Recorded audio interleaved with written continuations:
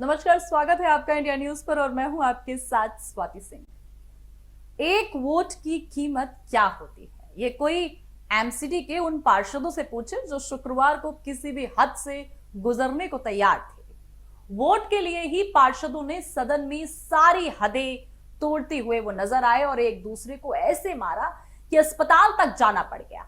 महिला पार्षदों को भी मारा गया और उनके साथ गाली गलौज तक की गई। आखिर इतनी नौबत आई क्यों और एमसीडी जंग का अखाड़ा कैसे बन गया?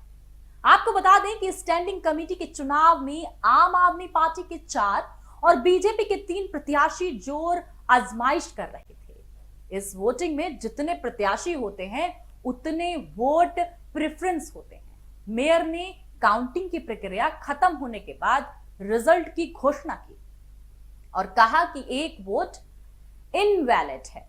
उनका तर्क था कि 0.6 के एक ही कॉलम में बीजेपी पार्षद ने 2 प्रेफरेंस भरे हैं, जबकि प्रत्येक प्रेफरेंस अलग अलग कॉलम में भरा जाना चाहिए। इसी बात को लेकर सदन में करीब 3 घंटे तक हंगामा होता रहा।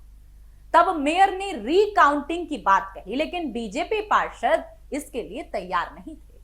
वह अधिकारियों के उस तर्क का हवाला दे रहे थे जिसमें मेयर जिस वोट को एलिमिनेट बता रही हैं उसे वे एलिमिनेट मानने से इनकार कर रहे थे। इसी बात को लेकर हंगामा शुरू हो गया और एमसीडी जंग का अखाड़ा बन गया।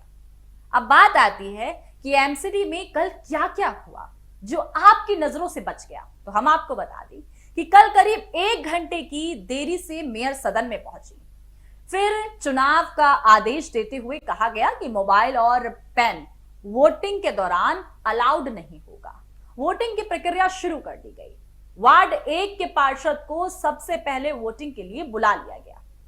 दोपहर करीब 12 बजे 50 वोट पड़ गए, जिसके बाद दोपहर ही 2 बजे के बाद तक वोटिंग प्रक्रिया खत्म हुई और करीब 2 बजे के आसपास मेयर ने वोटिंग प्रक्रिया खत्म होने पर बताया कि 250 पार्षदों में से कुल 242 ने वोटिंग की है और 8 पार्षदों ने वोटिंग नहीं की है। 8 पार्षदों ने वोट नहीं डाले।